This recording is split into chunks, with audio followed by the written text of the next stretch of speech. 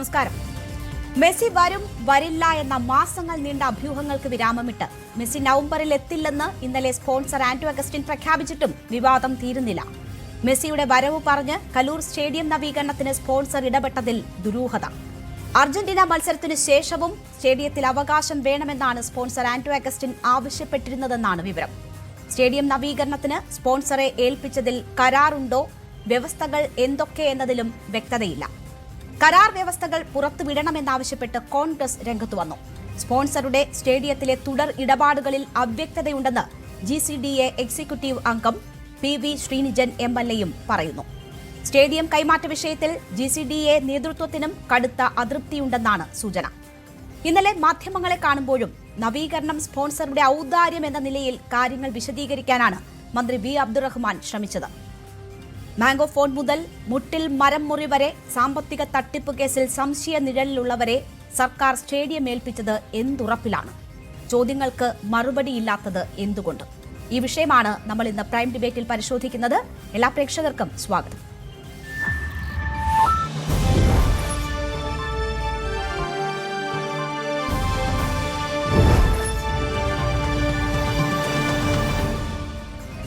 ചർച്ചയിൽ എനിക്കൊപ്പം Shri CK Rajesh Kumar, sports ലേഖകനാണ്.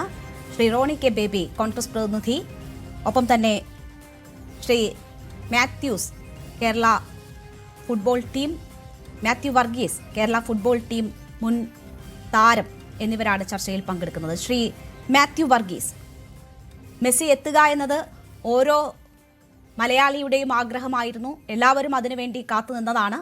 ഇന്നലെ വരില്ല എന്ന പ്രഖ്യാപനം വന്നു. അതിനുശേഷവും അവർ ശ്രമം തുടരുന്നു എന്നൊക്കെയാണ് മന്ത്രി പറഞ്ഞിരുന്നത്. പ്രതീക്ഷ പൂർണ്ണമായും അസ്തമിച്ചിട്ടില്ല എന്ന സൂചനകൾ മന്ത്രി നൽകിയിരുന്നു. ഇന്നിപ്പോൾ മെസ്സിയുടെ വരവ് എന്ന് പറഞ്ഞ് നടന്ന ഈ കോലാഹലങ്ങൾക്ക് പിന്നിൽ എന്ത് സംഭവിച്ചിരിക്കുന്നു എന്ന് സംബന്ധിച്ച് വലിയ ദുരൂഹതകൾ ഉടലെടുത്തിരിക്കുകയാണ്. സ്റ്റേഡിയത്തിൽ അവകാശം ചോദിക്കുന്നു ഈ സ്പോൺസർ എന്ന വിവരങ്ങൾ വരുന്നു. എന്താണ് ഇവർ തമ്മിലുള്ള കരാറെന്നോ എങ്ങനെയാണ് ഈ നവീകരണത്തിൽ ഏർപ്പെട്ടതെന്നോ ഒന്നുമുള്ള വ്യക്തതയില്ലാത്തൊരു സാഹചര്യം. ഇങ്ങനെയൊക്കെയാണോ സാധാരണ രീതിയിൽ മത്സരങ്ങൾ നടത്തുന്നത്, സ്പോൺസറെ കാര്യങ്ങൾ ഏൽപ്പിക്കുന്നത്? താങ്കൾക്ക് എന്താണ് ഈ വിവാദങ്ങൾ, പലതരത്തിലുള്ള ആശയക്കുഴപ്പങ്ങൾ സംബന്ധിച്ച വാർത്തകൾ കേൾക്കുമ്പോൾ തോന്നുന്നത്? ഞാൻ ഇതില് സർക്കാരിന്റെ കാര്യത്തിലോ ഈ വിവാദത്തിലോ ഒന്നും ഞാൻ പങ്കെടുക്കുന്നില്ല. ഞാനൊരു സ്പോർട്സുകാരൻ, ഒരു മുൻ ഇന്ത്യൻ താരം എന്ന രീതിയിൽ മെസ്സി കേരളത്തിൽ വരണം എന്നുള്ള ആഗ്രഹിക്കുന്ന ഒരു വ്യക്തിയാണ്.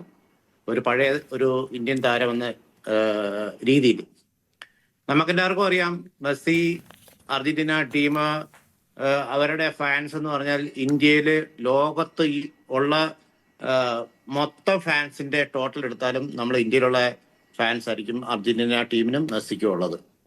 അപ്പൊ അങ്ങനെയുള്ള ഒരു പ്ലെയറും ടീമും ഈ കേരളത്തിൽ വരിക എന്ന് പറയുന്നത് തന്നെ നമുക്ക് ചിന്തിക്കാൻ പറ്റാത്ത ഒരു വലിയൊരു കാര്യം തന്നെയാണ്.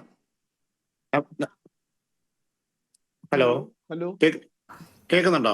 കേൾക്കാം. അപ്പൊ നമ്മള് കേരളത്തിലെ ജനങ്ങൾ എത്രമാത്രം പ്രതീക്ഷയോടെ കാത്തിരുന്ന ഒരു വലിയൊരു നിമിഷമാണ് ഇത്. ഈ നിമിഷത്തില് ഇങ്ങനത്തെ ഒരു രാഷ്ട്രീയ വിവാദങ്ങൾ ഉണ്ടാക്കി നശിപ്പിച്ചു കളയല് എന്നാണ് എനിക്ക് പറയാനുള്ളത്. നമ്മുടെ കേരളത്തിലെ ഓരോ മെസ്സിയെ ഇഷ്ടപ്പെടുന്ന, അർജന്റീന ടീമിനെ ഇഷ്ടപ്പെടുന്ന എല്ലാവരും ഒരുപോലെ ഇതിന് സന്തോഷിക്കുന്നുണ്ട് മെസ്സി വരികയാണെങ്കിൽ. പക്ഷെ ഇങ്ങനെ വരാതിരിക്കുന്ന ഒരു സാഹചര്യം വരുമ്പോൾ വളരെ സങ്കടം തോന്നുന്നു. ഇതിന്റെ പിന്നിലുള്ള എന്താ വിവാദങ്ങളൊന്നും എനിക്ക് അറിയത്തുമില്ല. നമ്മൾ അതിനെപ്പറ്റി ചിന്തിക്കുന്ന, ഞാനൊരു ആസ് എ സ്പോർട്സ്മാൻ എന്ന രീതിയിൽ നമുക്കത് കാര്യങ്ങൾ അറിയേണ്ട കാര്യമില്ല. പക്ഷേ നമ്മുടെ മെസ്സി അർജന്റീന ടീമും കേരളത്തിൽ കൊണ്ടുവരാൻ അവർ ശ്രമിക്കണം, സർക്കാർ ശ്രമിക്കണം, മന്ത്രി ശ്രമിക്കണം, നമ്മുടെ സ്പോർട്സ് മിനിസ്റ്റർ അതിനു വേണ്ടിയിട്ട് പ്രയത്നിക്കണമെന്നാണ് എനിക്ക് പറയാനുള്ളത്. ശ്രീ മാത്യു വർഗീസ്, നോക്കൂ, ഇവിടെ ഇപ്പോ ഫിഫയുടെ അംഗീകാരം ലഭിച്ചില്ല എന്നത് ചൂണ്ടിക്കാട്ടിയാണ് ഈ വരവ് ഇപ്പോൾ ഉണ്ടാകില്ല എന്ന കാര്യം സ്ഥിരീകരിക്കുന്നത്. അപ്പോൾ 20 ദിവസം മുൻപ് കൊടുക്കേണ്ടതായിരുന്നു. കേരളത്തിന് അത് സമർപ്പിക്കാനായിട്ടില്ല. അതിനുള്ള ശ്രമങ്ങൾ നടന്നുകൊണ്ടിരിക്കുന്നു. ശനി ഞായർ എന്ന ഈ കഴിഞ്ഞ 2 ദിവസത്തെ സാധ്യതകൾ കൂടി നോക്കി ഏതെങ്കിലും തരത്തിൽ അപ്രൂവ് ചെയ്യാൻ പറ്റുമോ എന്നൊക്കെയുള്ള സാധ്യതകൾ തേടുന്നു എന്നതൊക്കെയാണ് മിനിസ്റ്റർ പറഞ്ഞത്. ഇങ്ങനെയൊക്കെയാണോ, ഇങ്ങനെ തിരക്കിട്ടാണോ കാര്യങ്ങൾ നടത്താറ് സാധാരണ. നേരത്തെയും മെസ്സി അർജന്റീനൻ ടീം ഇന്ത്യയിൽ വന്നിട്ടുള്ളതാണ്. സാധാരണ ഇത്തരത്തിൽ മത്സരങ്ങൾ സംഘടിപ്പിക്കുമ്പോൾ അതിൻ്റെ രീതി ഇങ്ങനെയാണ്. ഒരു തീയതി നേരത്തെ നിശ്ചയിക്കുന്നു, പിന്നീട് നിർമ്മാണ പ്രവർത്തനങ്ങൾ തുടങ്ങുന്നു, അത് എത്തിക്കുന്നില്ല, ക്ലിയറൻസ് സർട്ടിഫിക്കറ്റ് കൃത്യസമയത്ത് നൽകാൻ പറ്റുന്നില്ല. ഇങ്ങനെയൊക്കെയാണോ സാധാരണ നടക്കാറ്? സാധാരണ ഇങ്ങനെയുള്ള കാര്യങ്ങളല്ല. ഇതിന്റെയൊക്കെ പിന്നിൽ നല്ല എക്സ്പീരിയൻസ് ഉള്ള വ്യക്തികളെ തന്നെ നിലനിർത്തണം എന്നാണ് എനിക്ക് പറയാനുള്ളത്. എനിക്ക് തോന്നുന്നത് ഇതിന്റെ പിന്നിൽ ഉള്ള വ്യക്തികൾക്ക് ഇതുമായിട്ട് യാതൊരു എക്സ്പീരിയൻസും ഇല്ല എന്നുള്ളതാണ് എൻ്റെ ഒരു കാഴ്ചപ്പാടിൽ എനിക്ക് തോന്നുന്നത്. അവര് അത് എത്രയും പെട്ടെന്ന് അർജന്റീനൻ ടീമിനെ സർക്കാർ തന്നെ ഏറ്റെടുത്തുകൊണ്ട് ഈ അർജന്റീനൻ ടീമിനെയും മെസ്സിയെയും കൊണ്ടുവരാനുള്ള ഒരു തയ്യാറെടുപ്പ് ഉണ്ടാക്കണം എന്നാണ്. ഇങ്ങനെയുള്ള എക്സ്പീരിയൻസ് ഇല്ലാത്ത ആൾക്കാരെയാണ് ഇതിന് പിന്നിൽ പ്രവർത്തിപ്പിക്കുമ്പോഴത്തേനാണ് പല അഴിമതിക്കും ചാൻസുകൾ കൂടുന്നതെന്നാണ് എനിക്ക് തോന്നുന്നത്. ശരി, എന്തായാലും ഇതുമായി ബന്ധപ്പെട്ട് ഈ കരാർ ഉണ്ടോ, കരാർ ഉണ്ടെങ്കിൽ എങ്ങനെ, എന്താണ് തുടങ്ങിയ ദുരൂഹതകളാണ് ഇപ്പോൾ വളരെ സജീവമായി ചർച്ച ചെയ്തുകൊണ്ടിരിക്കുന്നത്. കരാറുണ്ടോ ഇല്ലയോ എന്ന ചോദ്യത്തിന് ഇന്നലെ മന്ത്രി പറഞ്ഞ വാക്കുകൾ ഒന്ന് കേൾക്കാം.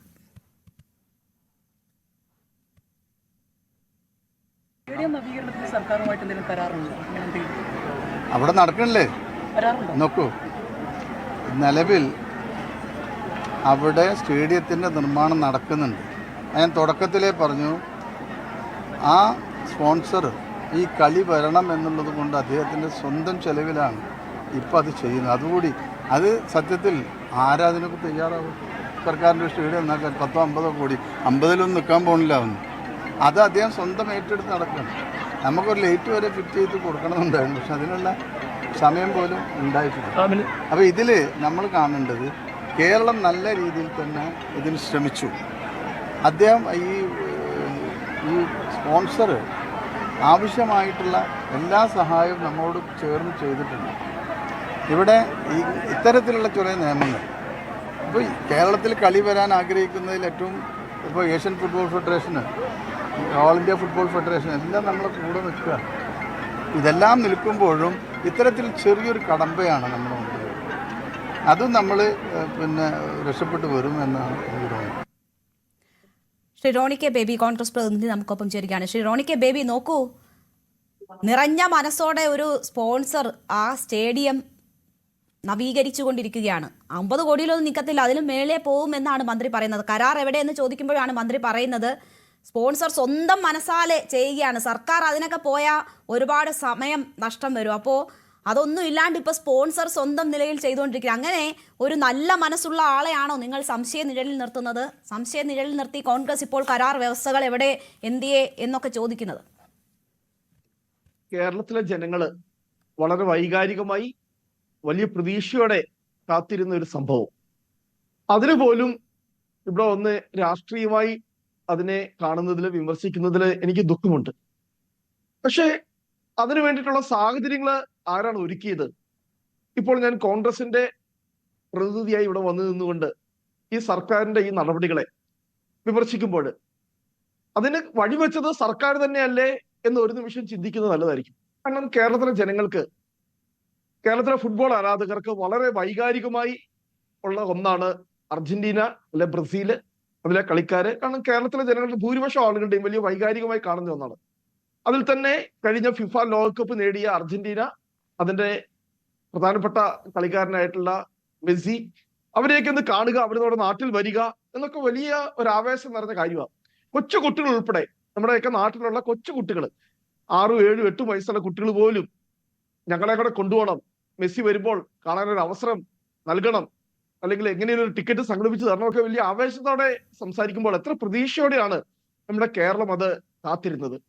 പക്ഷെ ഇപ്പോൾ ആന്റോ അഗസ്റ്റിൻ എന്ന ഇതിന്റെ സ്പോൺസർ, അതായത് പേരെടുത്ത് പറഞ്ഞതിൽ തന്നെ അതിനകത്ത് തെറ്റുണ്ട് എന്ന് എനിക്ക് കരുതുന്നില്ല. കാരണം ബഹുമാനപ്പെട്ട പിണറായി വിജയൻ അദ്ദേഹം മുഖ്യമന്ത്രി അധികാരത്തിലേറ്റപ്പോൾ ആദ്യം തീരുമാനിച്ചത് അവതാരങ്ങളെയൊക്കെ ഭരണത്തിൽ നിന്ന് മാറ്റി നിർത്തും, അവതാരങ്ങളെയും അല്ലെങ്കിൽ അതിന്റെ മറ്റൊരു പതിപ്പായിട്ടുള്ള സ്പോൺസർമാരെയും. ഇപ്പോൾ എല്ലാത്തിലും ഏതിലും സ്പോൺസർഷിപ്പ് ആണല്ലോ, എന്തിലും ഏതിലും സ്പോൺസറാണ്. അതിന്റെ ഒരു ഭാഗമായിട്ടാണ് ഇപ്പോൾ ഇവിടെ ആന്റോ അഗസ്റ്റിൻ അവതരിച്ചിരിക്കുന്നത്. പക്ഷെ ഒരാളുമായി ഒരു ഡീല് ഉറപ്പിക്കുമ്പോൾ, അല്ലെങ്കിൽ ഒരാൾ നൽകുന്ന വാഗ്ദാനം, അല്ലെങ്കിൽ സ്പോൺസർ എന്ന നിലയിൽ അർജന്റീന ടീമിനെ, മെസ്സിയെ കേരളത്തിൽ കൊണ്ടുവരും എന്ന് വാഗ്ദാനം നൽകുമ്പോൾ എന്താണ് അയാളുടെ ഭൂതകാലം എന്ന് പരിശോധിക്കുവാനുള്ള, അയാളുടെ ട്രാക്ക് റെക്കോർഡ് എന്താണെന്ന് പരിശോധിക്കുവാനുള്ള ഒരു കഴിവെങ്കിലും സംസ്ഥാന സർക്കാരിന് ഉണ്ടാകേണ്ടിയിരുന്നു എന്നാണ് എനിക്കിവിടെ പറയാൻ വേണ്ടി ആഗ്രഹിക്കുന്നത്. കാരണം ഇവിടെ മാംഗോ ഫോൺ എന്ന് പറയുന്ന വലിയ അഴിമതി നമുക്കറിയാം. കേരളത്തിലെ ജനങ്ങളെ എത്ര സമർത്ഥമായി പറ്റിച്ചതാണ്. 2017 300 കോടി രൂപയുടെ വലിയ ഇൻവെസ്റ്റ്മെന്റ് കേരളത്തിൽ വരാൻ പോകുന്നു. കേരളം IT-യുടെ വലിയ ഹബ്ബായി മാറാൻ പോകുന്നു. കേരള സ്മാർട്ട് ഫോണുകളുടെ, ഐഫോണുകളുടെ വലിയ ഹബ്ബായി മാറാൻ പോകുന്നു എന്ന് പറഞ്ഞുകൊണ്ടാണ് ഇവിടെ മാംഗോ ഫോൺ എന്ന് പറഞ്ഞുകൊണ്ട് അതിന്റെ ആരൊക്കെയായിരുന്നു അതിന്റെ ബ്രാൻഡ് അംബാസഡർമാര്? ഒന്ന് സച്ചിൻ തെണ്ടുൽക്കർ, രണ്ട് അമിതാഭ് ബച്ചൻ. അവിടെ വെച്ച് മലയാളികളെ പറ്റിച്ചു. ഇതുവരെ ഒരു ഫോൺ പോലും ഉണ്ടാക്കിയില്ല എന്ന് മാത്രമല്ല, അതിന് വേണ്ടിയിട്ടുള്ള ഒരു യൂണിറ്റ് പോലും ഉണ്ടാക്കാൻ വേണ്ടി ഇവർക്ക് കഴിഞ്ഞില്ല. അതുമാത്രമല്ല, ഇത് ലോഞ്ച് ചെയ്യുമെന്ന് പറഞ്ഞതിന്റെ തൊട്ട് തലേ ദിവസം ഇവരെ, ഈ രണ്ട് സഹോദരന്മാരെ ഈ പിന്നെ ED ഉൾപ്പെടെ, പോലീസ് ഉൾപ്പെടെ അറസ്റ്റ് ചെയ്തുകൊണ്ട് പോകുന്ന സാഹചര്യം നമ്മൾ കണ്ടു. അതൊന്ന്. രണ്ട്, മുട്ടിൽ അഴിമതി, മരമുറിയുമായി ബന്ധപ്പെട്ട് നമുക്കെല്ലാം കേരളം വലിയ രീതിയിൽ ചർച്ച ചെയ്തത്. അവിടുത്തെ പാവപ്പെട്ട ആദിവാസികളെയും ഏറ്റവും സാധാരണക്കാര ആളുകൾ, അവരുടെ പട്ടയഭൂമി അവരെ പറ്റിച്ചുകൊണ്ട് അവിടുത്തെ വിലപിടിപ്പുള്ള മരങ്ങൾ മുഴുവൻ മുറിച്ചു മാറ്റിയ വലിയ അഴിമതി. അപ്പോൾ ഒരാളുടെ ക്രെഡിബിലിറ്റി, കാരണം ഇതുപോലെ വലിയ വാഗ്ദാനങ്ങളൊക്കെ നൽകി മുന്നിൽ വരുമ്പോൾ ഒരാൾ പറയുന്ന അയാളുടെ ക്രെഡിബിലിറ്റി എന്ന് പറയുന്നത് വളരെ പ്രധാനപ്പെട്ടതാണ്. അതിനു പകരം കഴിഞ്ഞ ദിവസം നമ്മൾ കണ്ടു, ഇതിനെക്കുറിച്ച് ചോദ്യം ചോദിക്കുമ്പോൾ കേരളത്തിന് ബഹുമാനപ്പെട്ട കായിക വകുപ്പ് മന്ത്രി അദ്ദേഹം പൊട്ടിത്തെറിക്കുകയാണ്. അദ്ദേഹം എന്തിനാണ് ചോദ്യങ്ങൾ ചോദിക്കുന്ന മാധ്യമ പ്രവർത്തകരോട് പൊട്ടിത്തെറിക്കുന്നത്? കാരണം കഴിഞ്ഞ കുറെ കാലങ്ങൾ നമ്മൾ കേട്ടുകൊണ്ടിരിക്കുന്നു. ഇടയ്ക്ക് കേൾക്കും ദാ മെസ്സി വരുന്നു, പിന്നെ കേൾക്കും മെസ്സി വരുന്നില്ല. ഞാനൊരു കാര്യം ഇവിടെ കൃത്യമായി ചോദിക്കട്ടെ, ഏതൊരു തരത്തിലുള്ള ഒരു ഒഫീഷ്യൽ കമ്മ്യൂണിക്കേഷൻ ഇതുമായി ബന്ധപ്പെട്ട് ഒരു ഇമെയിൽ എങ്കിലും ഒന്ന് പുറത്തുവിടാൻ വേണ്ടി ഇദ്ദേഹം തയ്യാറാകണമെന്ന് ഞാനിവിടെ ആവശ്യപ്പെടുക, വെല്ലുവിളിക്കുകയാണ്. ഇതുമായി ബന്ധപ്പെട്ട് ഒന്നെങ്കിൽ ഫിഫയുമായി ബന്ധപ്പെട്ടോ അല്ലെ അർജന്റീനൻ ഫുട്ബോൾ അസോസിയേഷനുമായി ബന്ധപ്പെട്ടോ. ഇപ്പോൾ ഇതിനകത്ത് തന്നെ പരസ്പരം വിരുദ്ധമായ കാര്യങ്ങൾ പറയുന്നു. ഇവിടെ സ്പോൺസർ പറയുന്നു ഫിഫയിൽ നിന്നും ആവശ്യമായിട്ടുള്ള അനുമതി ലഭിച്ചിട്ടില്ല എന്ന് സ്പോൺസർ പറയുന്നു. പക്ഷേ ഇവിടെ നമ്മൾ അർജന്റീനൻ ഫുട്ബോൾ അസോസിയേഷന്റെ ആയി നമ്മൾ കേട്ടത് അതിനാവശ്യമായിട്ടുള്ള ക്രമീകരണങ്ങൾ അവിടെ ഉണ്ടായിട്ടില്ല. മറ്റൊരു കാര്യം മനസ്സിലാക്കണം, ഈ ഡിസംബർ മാസത്തിൽ മെസ്സി വരുന്നുണ്ട്. ഇന്ത്യയിലെ പ്രധാനപ്പെട്ട 4 നഗരങ്ങളിൽ, കൽക്കത്ത, മുംബൈ, അഹമ്മദാബാദ്, ന്യൂഡൽഹി, അതെല്ലാം കൺഫേംഡ് ആണ്. അവിടെയെല്ലാം മെസ്സി വന്നു അല്ലെങ്കിൽ അർജന്റീനൻ ടീം വരുന്നു എന്നുള്ളത് കൺഫേംഡ് ആയി. പക്ഷെ എന്നിട്ട് ഇവിടെ കേരളം, അപ്പൊ ഇതിനകത്ത് ആരാണ് കുറ്റക്കാര്? ഒന്നെങ്കിൽ നമ്മൾ ഇതിനകത്ത് കുറ്റം പറയും, ഒന്നെങ്കിൽ നമ്മൾ ഈ സ്പോൺസറുടെ വീഴ്ച, അദ്ദേഹം ഈ സ്റ്റേഡിയം മുഴുവൻ നവീകരിക്കും അല്ലെങ്കിൽ ഫിഫ പറയുന്ന മാനദണ്ഡങ്ങളുടെ അടിസ്ഥാനത്തിൽ അത് അനുസരിച്ച് മെസ്സിയെ മാത്രം കൊണ്ടുവരാൻ പറ്റുമെങ്കിൽ ഇപ്പോഴും കൊണ്ടുവരാൻ പറ്റുമെന്നാണ് പറയുന്നത്. പക്ഷെ അതല്ല, അതിനപ്പുറത്തുള്ള പ്രതീക്ഷകളാണ് സർക്കാരിനെ സംബന്ധിച്ചുള്ളത്. ഇവിടെ ഒരു സൗഹൃദ മത്സരം നടക്കണം, അത് റാങ്കിങ്ങിലുള്ള ടീമുകൾ തമ്മിലുള്ള സൗഹൃദ മത്സരം നടക്കണം, അതിനുള്ള സാഹചര്യം ഉണ്ടാക്കണം. അത് കേരളത്തിലെ സ്പോർട്സിന് ഗുണകരമാകുന്ന രീതിയിൽ മാറ്റണം എന്നതുകൊണ്ടാണ് ഇത്രയും കാത്തിരിപ്പും ഈ പ്രശ്നങ്ങളും. അല്ല, കാരണം അത് കേരളത്തിന് കൂടി അപമാനമാണ്. കാരണം ഇന്ത്യയിലെ മറ്റു മഹാനഗരങ്ങളൊക്കെ അവിടെയൊക്കെ ഈ പറയുന്ന രീതിയിലുള്ള ക്രൈറ്റീരിയ വെച്ച് അല്ലെ ഫിഫ പറയുന്ന ക്രൈറ്റീരിയ വെച്ചുള്ള സൗകര്യങ്ങളെല്ലാം ഒരുക്കിയിട്ടുണ്ട്. അതുകൊണ്ടാണല്ലോ ഈ പറയുന്ന ഡിസംബർ മാസത്തിൽ അതിന്റെ ഡേറ്റ് വരെ കൺഫേംഡ് ആയി അവിടെ ഈ പറയുന്ന ഇവരുടെ ടീം എത്തുന്നത്. അപ്പോൾ കേരളത്തിൽ വരാതെ പോകുമ്പോൾ നമ്മൾ ഏറെ കാത്തിരുന്ന, വളരെ ആവേശത്തോടെ കാത്തിരുന്ന ഈ ഈവന്റിന് കേരളത്തിൽ വേദി ഒരുക്കുന്ന ഇവിടെ ഒരു കൺഫ്യൂഷൻ ഉണ്ട്. അതിനകത്ത് ഒരു ക്ലാരിറ്റി വരുത്തേണ്ടതുണ്ട്. കാരണം ഈ സ്പോൺസർ പറയുന്നു ഫിഫ ഷെഡ്യൂൾ ചെയ്തിട്ടില്ല, അദ്ദേഹം പൂർണ്ണമായും തന്റെ ഭാഗം പ്രൊട്ടക്ട് ചെയ്യുകയാണ്. പക്ഷേ ഇവിടെ അർജന്റീനൻ ഫുട്ബോൾ അസോസിയേഷനായി നമ്മൾ കാണുന്നത്, നമ്മൾ കേട്ടത്, ഏതോ ഒരു പരാമർശം കേട്ടത്, അവിടെ ആവശ്യമായിട്ടുള്ള ക്രമീകരണം ഉണ്ടാക്കിയിട്ടില്ല. അങ്ങനെയെങ്കിൽ ഇവിടെ ഗുരുതരമായ ചോദ്യം ഉയരുകയാണ്, ആരാണ് ഈ വീഴ്ചയ്ക്ക് ഉത്തരവാദി? ഇവിടെ ഒന്നാമത്തെ കാര്യം, ഇവിടെ നമ്മൾ എന്തെങ്കിലും ഒഫീഷ്യൽ കമ്മ്യൂണിക്കേഷൻസ് നടന്നിട്ടുണ്ടോ? അല്ലെങ്കിൽ ഈ മെസ്സിയും അർജന്റീനൻ ടീമും കേരളത്തിൽ വരാമെന്ന് എന്തെങ്കിലും വാക്ക് പറഞ്ഞിട്ടുണ്ടോ? അതിനെക്കുറിച്ചൊക്കെ വലിയ അവ്യക്തതയുണ്ട്. ആദ്യം ഒക്കെ നമ്മൾ അതുമായി ബന്ധപ്പെട്ടുള്ള വാർത്തകൾ കേട്ടിരുന്നു. ഇതിനകത്ത് വലിയ ആശയക്കുഴപ്പമുണ്ട്. ഈ അർജന്റീനൻ ഫുട്ബോൾ ടീം അങ്ങനെ ഒരു പിന്നെ നമ്മളോടൊരു കമ്മിറ്റ്മെന്റ് നൽകിയിട്ടുണ്ടോ, ഞങ്ങൾ വരാം അല്ലെങ്കിൽ എന്ന് നമുക്കൊരു കമ്മിറ്റ്മെന്റ് തന്നിട്ടുണ്ടോ? ഇതുമായി ബന്ധപ്പെട്ട് ഫിഫയുടെ ഒരു സ്റ്റേറ്റ്മെന്റുകൾ നമ്മൾ വന്നിട്ട് ഇതുപോലെ ഇപ്പോൾ വിവാദമാകുന്നത് എന്തുകൊണ്ടാണ്? സ്പാനിഷ് മാധ്യമങ്ങളിൽ അവിടുത്തെ ഷെഡ്യൂൾ വന്നു. ഈ പറഞ്ഞ ഡേറ്റില് അങ്കോളൻ ടീമുമായിട്ടാണ് ബ്രസീൽ അർജന്റീനൻ ടീം കളിക്കാൻ പോകുന്നത് എന്ന് സ്പാനിഷ് മാധ്യമങ്ങളിൽ വാർത്ത വന്നപ്പോൾ ആ വാർത്തകൾ ഇവിടെ കേരളത്തിലെ മാധ്യമങ്ങൾ വലിയ വാർത്തയാക്കിയപ്പോഴാണ് ഈ ആന്റോ അഗസ്റ്റിന് പോലും പ്രതികരിക്കേണ്ടി വന്നത്. ഇതുവരെ അതിനെക്കുറിച്ച് അദ്ദേഹം വളരെ കുറ്റകരമായിട്ടുള്ള മൗനം പുലർത്തുകയായിരുന്നു. അദ്ദേഹം ഇത് മൂടി വെക്കുകയായിരുന്നു. ഒന്നെങ്കിൽ അദ്ദേഹത്തിന് ഇതിനെക്കുറിച്ച് ഒരു ധാരണയും ഇല്ല, അല്ലെങ്കിൽ ഒരു ഒഫീഷ്യൽ കമ്മ്യൂണിക്കേഷൻ നടത്തുന്നില്ല. മാംഗോ ഫോൺ സംവിധാനം പോലെ കേരളത്തിലെ ജനങ്ങളെ വീണ്ടും വിഡ്ഢികളാക്കാൻ വേണ്ടിയിട്ടുള്ള മറ്റൊരു ശ്രമമാണ് ഇതിനകത്ത് നടക്കുന്നത്. ഞാൻ വളരെ കൃത്യമായി പറയുന്നത്, ഇപ്പോഴും ഈ സർക്കാർ അല്ലെങ്കിൽ ബഹുമാനപ്പെട്ട കായിക വകുപ്പ് മന്ത്രി അദ്ദേഹം വീണ്ടും ഇദ്ദേഹത്തെ സംരക്ഷിച്ചുകൊണ്ടാണ് സംസാരിക്കുന്നത്. തീർച്ചയായും അദ്ദേഹത്തെ സംബന്ധിച്ച് സ്പോൺസറുടെ ഭാഗത്തു നിന്ന് എന്തെങ്കിലും വീഴ്ചകൾ സംഭവിച്ചതായിട്ടോ അല്ലെങ്കിൽ സ്പോൺസർ ഏതെങ്കിലും തരത്തിലുള്ള പ്രശ്നങ്ങൾ സൃഷ്ടിച്ചതായിട്ടോ ഒന്നും ഒരഭിപ്രായവുമില്ല. മാത്രവുമല്ല, സ്പോൺസർ സ്വന്തം റിസ്ക് പ്രകാരം ആ സ്റ്റേഡിയം നവീകരിക്കുന്നതിൽ അദ്ദേഹത്തിന് വലിയ കടപ്പാടുള്ള രീതിയിലാണ് അദ്ദേഹം സംസാരിക്കുന്നത്. മാത്രവുമല്ല, എല്ലാ ശ്രമങ്ങളും ഇനിയും കൊണ്ടുവരാൻ അദ്ദേഹത്തിന്റെ ഭാഗത്തു നിന്നുണ്ട്. മാത്രവുമല്ല, മാച്ച് ഫീ തിരിച്ചു വാങ്ങാനല്ല നോക്കുന്നത്, ഇനിയും കൊണ്ടുവരാനല്ലേ ശ്രമിക്കുന്നത് തുടങ്ങിയ വളരെ പോസിറ്റീവായ നിലയിലുള്ള പ്രതികരണങ്ങളാണ് സ്പോൺസറുമായി ബന്ധപ്പെട്ട് മന്ത്രി നടത്തുന്നത്. എനിക്കിവിടെ വളരെ സ്പെസിഫിക്കായി കോൺഗ്രസ് പ്രതിനിധിയോട് ചോദിക്കാനുള്ളത്, എന്തൊക്കെയാണ് ഈ വിഷയവുമായി ബന്ധപ്പെട്ട് നിങ്ങൾ ആവശ്യപ്പെടുന്നത്? കരാർ ഉണ്ടോ? അതിന്റെ വ്യവസ്ഥകൾ പുറത്തുവിടണം എന്നതിനപ്പുറം എന്തെങ്കിലും, അതിനുമപ്പുറം എന്തെങ്കിലും കാര്യങ്ങൾ നിങ്ങൾ ഇതിൽ സംശയിക്കുന്നുണ്ടോ, ആവശ്യപ്പെടുന്നുണ്ടോ? ഇതിന്റെ അകത്തെല്ലാം ഒരു വലിയ പുകമറ ഇപ്പോൾ നിലനിൽക്കുക. ഞാൻ പറഞ്ഞതുപോലെ ഇവർ തമ്മിൽ നടത്തിയിരിക്കുന്ന ഒഫീഷ്യൽ കമ്മ്യൂണിക്കേഷൻ, ഞാൻ എന്തെങ്കിലും തരത്തിലുള്ള ഒഫീഷ്യൽ കമ്മ്യൂണിക്കേഷൻസ് ഉണ്ടെങ്കിൽ നിങ്ങൾ അത് പുറത്തുവിടുക. ഞാനോട് വെല്ലുവിളിക്കുക. കാരണം ഇതെന്ന് പറഞ്ഞാൽ ചുമ്മാ അങ്ങോട്ടും ഇങ്ങോട്ടും ഉള്ള സംസാരങ്ങളല്ലല്ലോ. ഇതിനകത്ത് ഒഫീഷ്യൽ ഡോക്യുമെന്റ്സ് ഉണ്ടാവുമല്ലോ. ഒന്നെങ്കിൽ ഇവർ തമ്മിൽ അങ്ങോട്ടും ഇങ്ങോട്ടും നടത്തിയിരുന്ന കമ്മ്യൂണിക്കേഷൻ ഉള്ള ഇമെയിൽ. താങ്കൾ ചോദിക്കുന്നത് സ്പോൺസറും സർക്കാരും തമ്മിലുള്ള ആശയവിനിമയത്തിൻ്റെതാണോ? അല്ല, ഞാൻ ഇവര് ഇതിനകത്ത് ഇപ്പം പറയുന്നത് സർക്കാരിന് റോളും ഇല്ലെന്നല്ലേ പറയുന്നത്. സർക്കാർ ഇതിനകത്ത് കയ്യും കെട്ടി മാറി നിൽക്കുകയാണ്. മുഴുവൻ സ്പോൺസറുടെ പിന്നെ ഉത്തരവാദിത്തമൊക്കെ മാറ്റിയിരിക്കുകയാണ്. ഈവൻ സ്റ്റേഡിയം നവീകരണം അതിന്റെ തന്നെ വളരെ ഗുരുതരമായ കുറ്റമുണ്ട്. ഇങ്ങനെ ഒരു സ്പോൺസർക്ക് ഇത് മുഴുവൻ അങ്ങോട്ട് കൊടുത്തുകൊണ്ട് നമ്മൾ ഈ പറയുന്ന ഈ ബാംഗ്ലൂരിൽ ഉണ്ടായ അപകടത്തിന്റെ ഒക്കെ ഒരു പശ്ചാത്തലം നമ്മൾ നോക്കണം. അവിടെ ഒന്നും സർക്കാരിന് റോളും ഇല്ലായിരുന്നു. മുഴുവൻ അവിടെയുള്ള ഇല്ല, ഇതുമായി ബന്ധപ്പെട്ട് വിവിധ വകുപ്പുകളുടെ ഏകോപനങ്ങൾ നടക്കുന്നുണ്ട്. സുരക്ഷയുമായി ബന്ധപ്പെട്ടുള്ള ഒരുക്കങ്ങൾക്കുള്ള സജ്ജീകരണങ്ങൾ, അങ്ങനെ മറ്റ് സർക്കാർ ഒരുക്കേണ്ടുന്ന കാര്യങ്ങളുമായി ബന്ധപ്പെട്ടൊക്കെ വകുപ്പ് തലത്തിലൊക്കെ നടപടികൾ നടക്കുന്നുണ്ട് എന്നതാണ് മിനിസ്റ്റർ ചൂണ്ടിക്കാട്ടിയത്. സ്റ്റേഡിയം നവീകരണം എന്നത് സർക്കാർ ഇടപെടൽ നടത്തിയാൽ ഒരുപാട് കാലതാമസം വരുന്നതാണ് എന്നതാണ് അദ്ദേഹത്തിന്റെ വാക്കുകളിൽ നിന്ന് എനിക്ക് മനസ്സിലായത്. അതുകൊണ്ട് സ്പോൺസർ വളരെ വേഗത്തിൽ ആ പണികൾ നിർവഹിക്കുന്നു എന്നതാണ്. അങ്ങനെയെങ്കിൽ ഒറ്റ കാര്യം ചെയ്യണം. അങ്ങനെ ഒറ്റ കാര്യം, ഈ കേരളത്തിലെ ജനങ്ങളെ ഇങ്ങനെ സംശയത്തിന്റെ മുൾമുനയിൽ നിർത്തരുത്. നിങ്ങൾ ആ കരാർ പുറത്തുവിടണം. കാരണം ഇവിടെ ഇതുമായി ബന്ധപ്പെട്ട് നമുക്ക് ഏത് കാര്യത്തിലും ഒരു കരാറുണ്ട്. ഇപ്പോൾ ഇങ്ങനെ ഇവിടെ അർജന്റീനിയൻ ഫുട്ബോൾ ടീം ഇവിടെ കളിക്കാൻ വരുമെന്ന് ആരൊക്കെ തമ്മിലാണ് കരാർ ഉണ്ടാക്കിയിരിക്കുന്നത്? ആ കരാറിലെ വ്യവസ്ഥകൾ എന്തൊക്കെയാണ്? കാരണം ഇങ്ങനെ നമ്മളെ പറഞ്ഞു പറ്റിച്ചോണ്ട് ഇപ്പോൾ അർജന്റീനിയൻ ഫുട്ബോൾ ടീം നമ്മളെ പറഞ്ഞു പറ്റിക്കുകയാണെങ്കിൽ അവർക്കെതിരെ നമുക്ക് പരാതി കൊടുക്കാനുള്ള പ്രൊവിഷൻസ് ഉണ്ട്. കോമ്പൻസേഷൻ ആവശ്യപ്പെടാം. കാരണം ഇപ്പോൾ തന്നെ ഇത്രയും കോടി രൂപ ഇവിടെ ഇൻവെസ്റ്റ് ചെയ്തിരിക്കുന്നു. മന്ത്രി പറയുന്നത് 50 കോടി, പക്ഷെ മറ്റു കണക്കുകൾ പറയുന്നത് 70 കോടി രൂപ ഇപ്പോൾ തന്നെ സ്റ്റേഡിയം നവീകരണത്തിന് വേണ്ടി ഇൻവെസ്റ്റ് ചെയ്തിരിക്കുന്നു എന്ന് പറയുന്നത്. അപ്പോൾ ഇത്രയും വലിയ നഷ്ടം ഇപ്പോൾ ഈ സ്പോൺസറുടെ ഭാഗത്തുണ്ടെങ്കിൽ ആ സ്പോൺസർക്ക് നിയമപരമായി മുന്നോട്ട് പോകാനുള്ള അവകാശമുണ്ട്. അങ്ങനെ മുന്നോട്ട് പോകാനുള്ള അവകാശം ഉണ്ടെങ്കിൽ തീർച്ചയായിട്ടും അവിടെ ഒരു ഡോക്യുമെന്റ് ഉണ്ടാകണം, ഒരു ഉടമ്പടി ഉണ്ടാകണം, കരാർ ഉണ്ടാകണം. ആ കരാർ വളരെ കൃത്യമായിട്ട് പുറത്തുവിട്ടാൽ നമുക്ക് കൃത്യമായിട്ട് അറിയാം എന്താണ് ഇതിന്റെ വ്യവസ്ഥകൾ. എന്താണ് കരാർ എന്നത് സംബന്ധിച്ച് ചോദിച്ചപ്പോൾ മന്ത്രി പറഞ്ഞ മറുപടി നമ്മൾ ഇതിനോടകം കണ്ടതാണ്, ഇന്നലെ പറഞ്ഞതാണ്, ഇന്നലെയും കണ്ടതാണ്. ഞാൻ ഒരിക്കൽ കൂടി പ്രേക്ഷകരുടെ ശ്രദ്ധയിലേക്ക് അത് കൊണ്ടുവന്നതാണ്. കരാർ സംബന്ധിച്ച യാതൊരു മറുപടിയും മന്ത്രിയുടെ ഭാഗത്തു നിന്നും ഉണ്ടായിട്ടില്ല. കരാർ ഉണ്ടോ? എന്തൊക്കെയാണ് വ്യവസ്ഥകൾ? എങ്ങനെയാണ് ചിലവാക്കിയ പണം സ്പോൺസർക്ക് തിരിച്ചു കിട്ടുക? അതിനും അപ്പുറം ഈ സ്റ്റേഡിയത്തിന്റെ പ്രവർത്തനവുമായി ബന്ധപ്പെട്ടോ അവകാശവുമായി ബന്ധപ്പെട്ടോ എന്തെങ്കിലും തരത്തിലുള്ള വ്യവസ്ഥകൾ ഇതുമായി ബന്ധപ്പെട്ടുണ്ടോ തുടങ്ങിയ ഒരുപാട് ചോദ്യങ്ങൾ ഇതുമായി ബന്ധപ്പെട്ട് ഉയരുന്നുണ്ട്. ഇതിനൊക്കെ മറുപടി നൽകേണ്ടത് GCDAയുമായി ബന്ധപ്പെട്ട ആളുകൾ, സർക്കാരിന്റെ ഭാഗമായിട്ടുള്ള ആളുകൾ, പ്രതിനിധികൾ എന്നിവരാണ്. പക്ഷേ CPM പ്രതിനിധി ഈ ചർച്ചയിൽ പങ്കെടുക്കുന്നില്ല എന്നതാണ് ഔദ്യോഗികമായി അവർ അറിയിച്ചത്.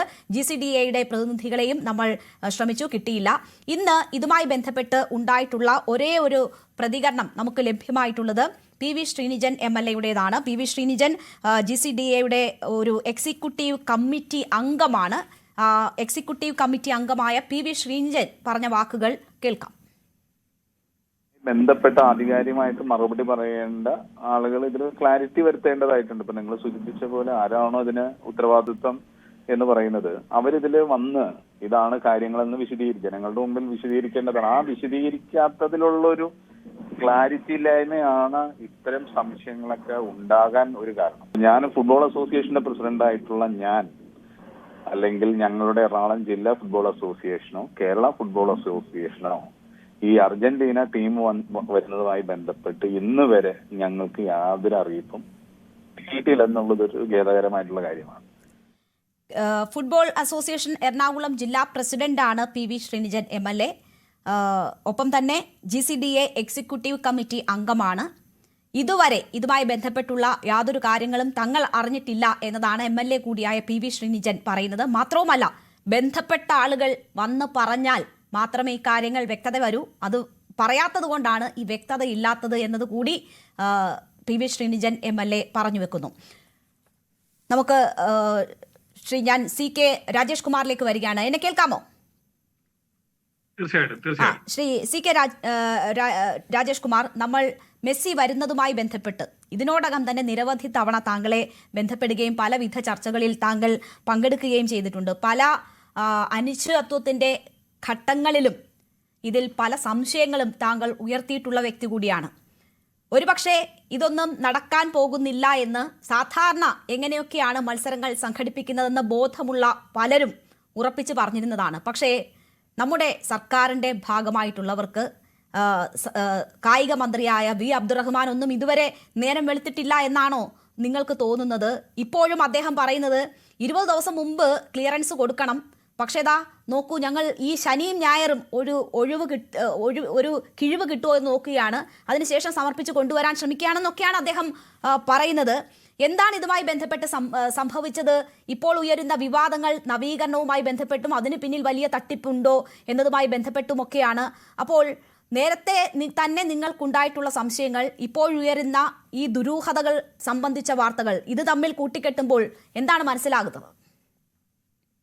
ഇവിടെ രേണുക ചൂണ്ടിക്കാണിച്ചതുപോലെ ആദ്യം മുതലേ നമ്മൾ ഈ വിഷയത്തിൽ സംശയങ്ങൾ, നമ്മൾ സംശയങ്ങൾ ചോദ്യരൂപേണ ഇതിന്റെ സ്പോൺസറോടും അതുപോലെ സർക്കാരിനോടും നമ്മൾ കൃത്യമായി ചോദിച്ചിട്ടുണ്ടായിരുന്നു. അപ്പോഴൊന്നും നമുക്ക് കൃത്യമായ ഒരു ഉത്തരം, അല്ലെങ്കിൽ നമ്മുടെ ചോദ്യങ്ങൾക്ക് മേൽ അദ്ദേഹത്തിന്റെ ഉത്തരങ്ങൾ പലപ്പോഴും ചോദ്യങ്ങൾക്കായിരുന്നു, അദ്ദേഹം നമ്മളെ ഡോമിനേറ്റ് ചെയ്യുന്നതിനായിരുന്നു അന്നൊക്കെ ശ്രമിച്ചിരുന്നത്. അല്ലെങ്കിൽ മാധ്യമങ്ങളെ കുറ്റം പറയാം, നിങ്ങളൊന്നും അറിയാതെ സംസാരിക്കുന്നവരാണ് എന്നുള്ള രീതിയിലാണ് നമ്മൾ പല മത്സരങ്ങളും കവർ ചെയ്തിട്ടുണ്ട്. ഇന്റർനാഷണൽ മത്സരങ്ങൾ കവർ ചെയ്തിട്ടുണ്ട്, അല്ലെങ്കിൽ വേൾഡ് കപ്പ് കവർ ചെയ്തിട്ടുണ്ട്, സൗഹൃദ മത്സരങ്ങൾ കവർ ചെയ്തിട്ടുണ്ട്. അപ്പൊ ഇങ്ങനെയൊക്കെ പോകുമ്പോൾ നമുക്ക് ഒരു ബേസിക് ആയിട്ട് ഐഡിയ, ഇത് എങ്ങനെയാണ് ഒരു ഇന്റർനാഷണൽ മത്സരം അല്ലെങ്കിൽ ഒരു സൗഹൃദ മത്സരം, രണ്ട് രാജ്യങ്ങൾ തമ്മിലുള്ള സൗഹൃദ മത്സരം നടക്കുന്ന അടിസ്ഥാനപരമായ ധാരണ നമുക്കുണ്ട്. ഇതിന്റെ പ്രോപ്പർ ചാനൽ എന്ന് പറയുന്നത് നമ്മൾ അന്നും പറയുന്നതാണ്. ഇപ്പൊ കഴിഞ്ഞ ദിവസം ആൻഡോ അല്ലെങ്കിൽ സ്പോൺസർ പറഞ്ഞതുപോലെയല്ല, അർജന്റീനയുടെ കാര്യമോ അല്ലെങ്കിൽ ഇതൊന്നും അല്ല നമ്മളെ സംബന്ധിച്ച് ഇതായിരുന്നു. ഇത് പ്രോപ്പർ ചാനൽ, ഫിഫയുടെ അനുമതി ഈ മത്സരത്തിന് അല്ലെങ്കിൽ കേരളത്തിൽ നടത്തുന്നതിന് അനുമതി ഉണ്ടോ എന്നുള്ളതായിരുന്നു നമ്മുടെ ഫസ്റ്റ് ക്വസ്റ്റ്യൻ. അനുമതി, അപ്പം അദ്ദേഹത്തിന്റെ മറുപടി എനിപ്പോൾ ഓർക്കുന്നു, ന്യൂസ് 18 ചാനലിൽ തന്നെ ആയിരുന്നു, അനുമതി ഇല്ലാതെ ഞങ്ങൾക്ക് വരാൻ പറ്റുമോ എന്നായിരുന്നു അദ്ദേഹത്തിന്റെ മറു ചോദ്യം. ശരി, അങ്ങനെയാണെങ്കിൽ ആരും അനുമതി ഉണ്ട്. ഇപ്പൊ അത് കഴിഞ്ഞ് അദ്ദേഹം പറയും അർജന്റീന ഫുട്ബോൾ അസോസിയേഷനായിട്ട് ഞങ്ങൾ കരാറിലായിട്ടുണ്ട്.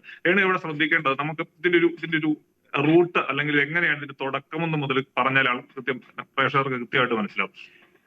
2022 വേൾഡ് കപ്പ് അർജന്റീന എടുക്കുന്നു. 2023 ആയപ്പം അവര് ഇന്ത്യയിൽ കളിക്കുന്നതിന് ഒരു സന്നദ്ധത അറിയിക്കുന്നതായിട്ട് നമ്മൾ അറിയുന്നു. ഇതേ തുടർന്ന് ഓൾ ഇന്ത്യ ഫുട്ബോൾ ഫെഡറേഷൻ പക്ഷേ ഇത് അങ്ങനെ ഒരു മത്സരം സംഘടിപ്പിക്കണമെങ്കിൽ വലിയ സാമ്പത്തിക ബാധ്യത ഉണ്ടാകും, അതുകൊണ്ട് ഇപ്പൊ തൽക്കാലം സംഘടിപ്പിക്കാൻ പറ്റുകയില്ല എന്നുള്ളൊരു ഘട്ടം വരുന്നു. ഈ സമയത്താണ് നമ്മുടെ കായിക മന്ത്രി രംഗപ്രവേശനം. അങ്ങനെയെങ്കിൽ എന്തുകൊണ്ട് കേരളത്തിന് ഇത് സംഘടിപ്പിച്ചുകൂടാ?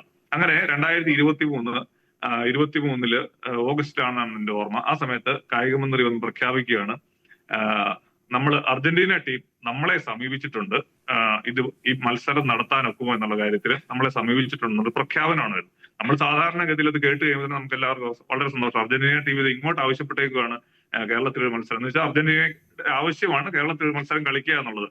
പ്രത്യേകിച്ച് നമുക്കറിയാം 2022 കേരളത്തിലെ ആരാധകർ ഉയർത്തിയ ഫ്ലെക്സ് ബോർഡും അത് ഫിഫ TT ഒക്കെ ചെയ്ത കേരളത്തിലെ ആരാധകരെ കുറിച്ച് ഫിഫയ്ക്ക് ധാരണയുണ്ട്, അല്ലെങ്കിൽ അർജന്റീന ഫുട്ബോൾ അസോസിയേഷൻ ധാരണയുണ്ട് എന്ന് തന്നെ നമുക്ക് അനുമാനിക്കാം. പക്ഷെ അങ്ങനെ ഒരു ചോദ്യം വന്നതിന് ശേഷം ഇവിടുന്ന് ഒരു സംഘം പോവുകയാണ് സംസാരിക്കാൻ. അവിടെ പോയി സംസാരിച്ചതിന് ശേഷം അവരെല്ലാ കാര്യങ്ങളും സംബന്ധിച്ച് അർജന്റീന ടീം വരുന്നു. അർജന്റീനയിലേക്കല്ല അവർ പോയത്, അവരുടെ ഓഫീസുള്ള മാഡ്രിഡിലേക്കാണ്, സ്പെയിനിലെ മാഡ്രിഡിലേക്കാണ് കേരളത്തിന്റെ പ്രതിനിധികൾ പോകുന്നത്. അത് കഴിഞ്ഞ് ഒരു സ്പോൺസർ രംഗപ്രവേശനം ചെയ്യുന്നതായിട്ട് നമുക്ക് മനസ്സിലാക്കാം. അത് ഒരു ബാങ്കിങ് സ്ഥാപനമായിരുന്നു. മെസ്സി ഇവിടെ വരും, മെസ്സിയും ടീം അർജന്റീന ടീം ഇവിടെ വരും. ഒക്ടോബർ മാസത്തിൽ ഇവിടെ വരുന്നു. ഇവിടെ വന്നു കഴിഞ്ഞാൽ 20 ദിവസം 10 ദിവസം കേരളത്തിലുണ്ടാകും. ഈ സമയത്ത് ആരാധകർക്ക് മെസ്സിയായിട്ട് സംവദിക്കാനുള്ള അവസരം ഉണ്ടാകും. അദ്ദേഹം കുട്ടികളുമായിട്ട് ഫുട്ബോൾ തട്ടും തുടങ്ങിയ വാഗ്ദാനങ്ങളുടെ പെരുമഴയായിരുന്നു ആ ഒരു സമയത്തുണ്ടായിരുന്നത്.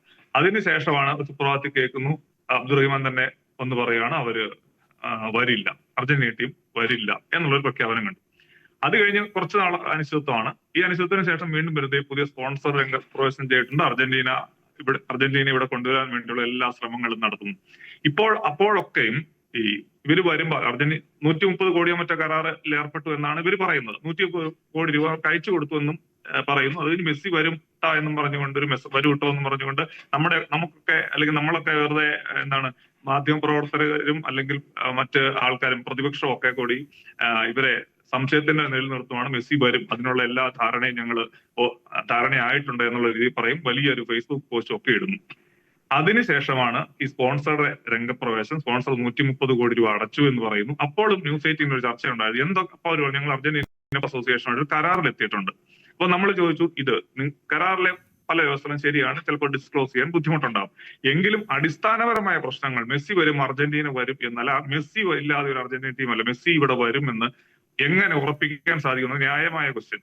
നമുക്ക് ഫിഫയുടെ ബേസിക് ആയിട്ടുള്ള കാര്യങ്ങൾ മനസ്സിലാക്കിയാൽ തന്നെ ഒരു പ്ലെയറെ സംബന്ധിച്ച് അയക്ക് വരണമെങ്കിൽ പ്ലേയേഴ്സ് പ്രൊട്ടക്ഷൻ ആക്ട് പോലുള്ള ഫിഫയുടെ വളരെ റെഗുലേഷൻസ് ഉണ്ട്. ഇപ്പൊ ഞാനൊരു പ്ലെയർ ആണെങ്കിൽ, ഒരു ഇന്റർനാഷണൽ അക്ലൈം ഉള്ള ഒരു പ്ലെയർ ആണെങ്കിൽ, എനിക്ക് ആ മത്സരത്തിൽ അന്ന് പങ്കെടുക്കാൻ സാധിക്കുന്നില്ല എങ്കിൽ, അദ്ദേഹത്തിന് പ്രത്യേകിച്ച് മെസ്സിയെ പോലെ സൗഹൃദ മത്സരമാണ്, മെസ്സിയെ പോലെ അദ്ദേഹത്തിന് തോന്നുകയാണെങ്കിൽ എനിക്ക് അന്ന് ഞാൻ ഫിറ്റ് അല്ല എന്ന് തോന്നില്ല, അദ്ദേഹത്തിന് വരാതിരിക്കാം. പിന്നെ എങ്ങനെയാണ് അതെ. അപ്പൊ സ്വാഭാവികമായിട്ട് എങ്ങനെയാണ് ഒരു കരാറിൽ ഒപ്പിടാൻ പറ്റും? പിന്നെ കരാറിലെ വ്യവസ്ഥകളാണ്, അതൊന്നും അദ്ദേഹം അന്ന് സ്പോൺസർ നമ്മളോട് തട്ടിക്കയറുന്നല്ലാതെ അദ്ദേഹം അതിനൊന്നും കൃത്യമായ മറുപടി, നമ്മുടെ ചോദ്യങ്ങൾക്കൊന്നും മറുപടി പറയാതിരുന്നു.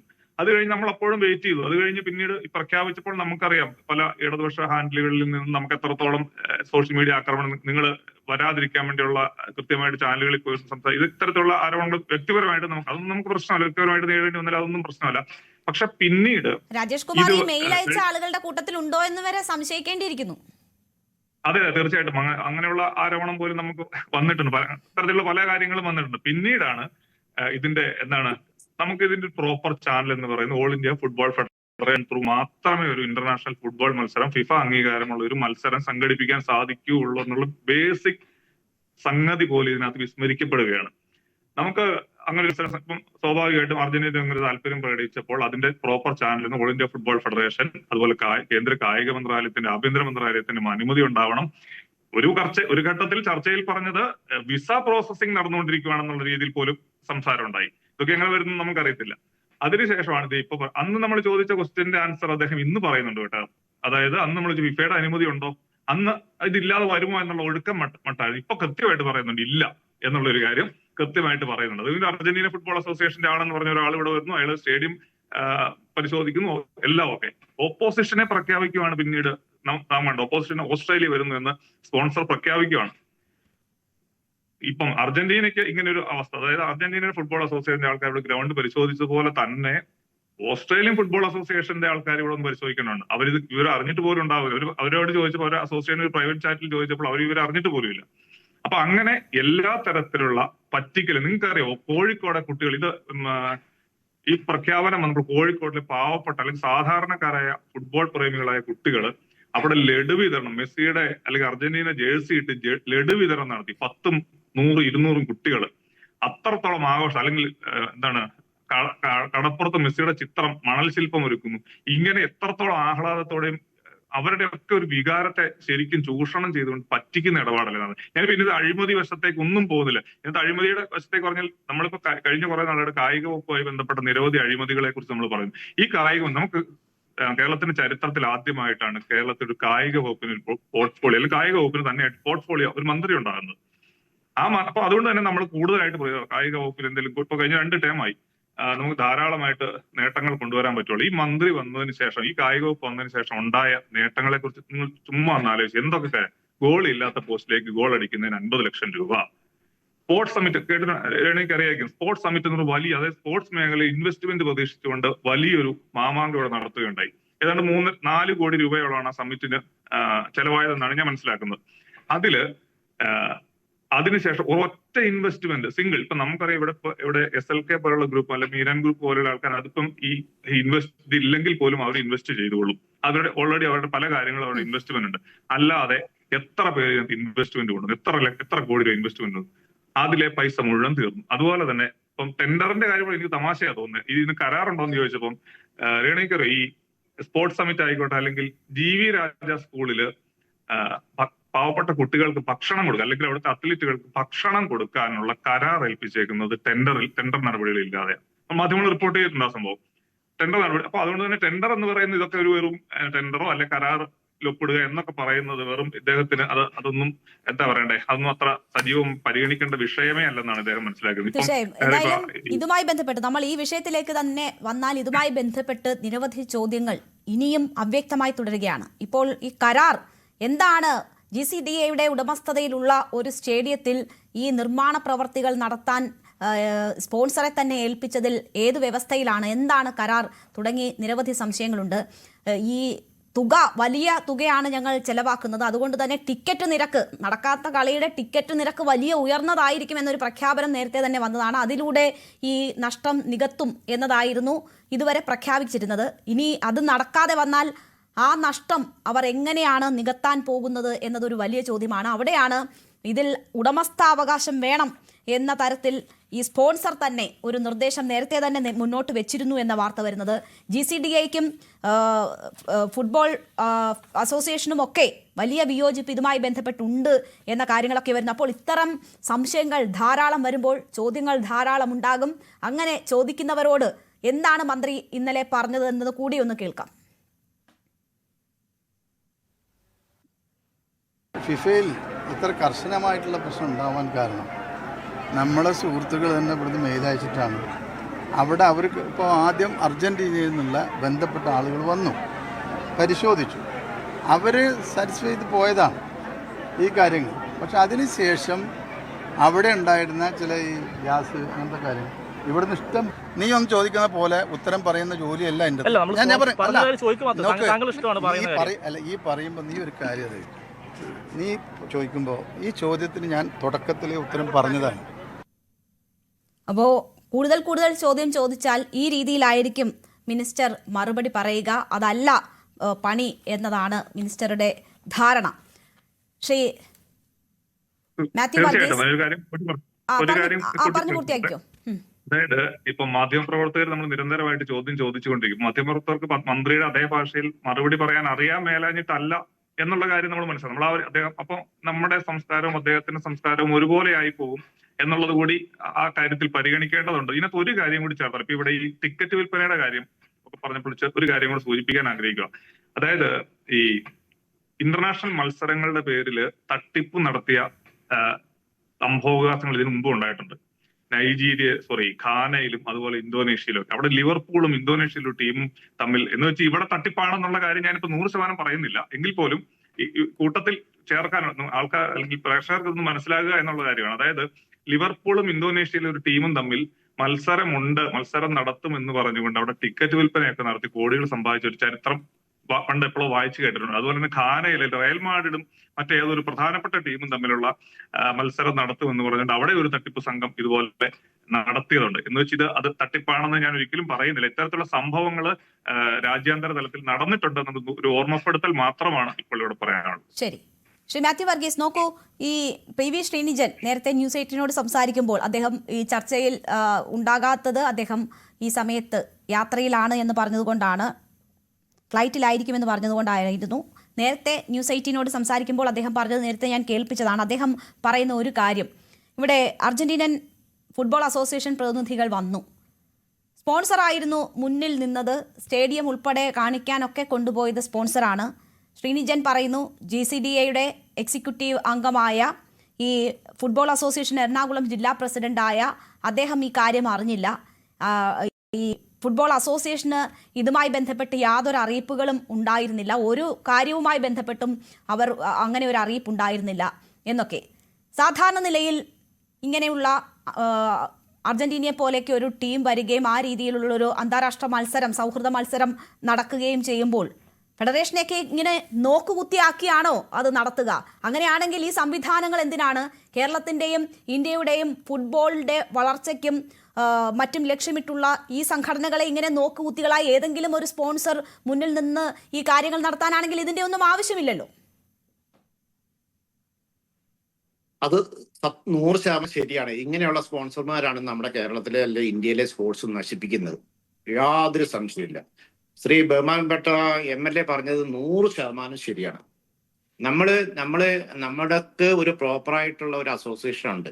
അത് ഇങ്ങനെ ഒരു വലിയൊരു മാച്ച് വെക്കുമ്പോൾ, വലിയൊരു രണ്ട് കൺട്രികൾ തമ്മിലുള്ള ഒരു മാച്ച് നമ്മുടെ രാജ്യത്ത്, നമ്മുടെ കൊച്ചു കേരളത്തിൽ കൊണ്ടുവരുമ്പോൾ അതിന് മെയിനായിട്ട് ചെയ്യേണ്ടത് ചില പ്രോപ്പർ ചാനലുകളുണ്ട്. അതായത് നമ്മുടെ DFA ആയിട്ട് ബന്ധപ്പെടണം, KFA ആയിട്ട് ബന്ധപ്പെടണം, AFF ആയിട്ട് ബന്ധപ്പെടണം, AFC ആയിട്ട്, ഏഷ്യൻ കോൺഫെഡറേഷൻ ആയിട്ട് ബന്ധപ്പെടണം.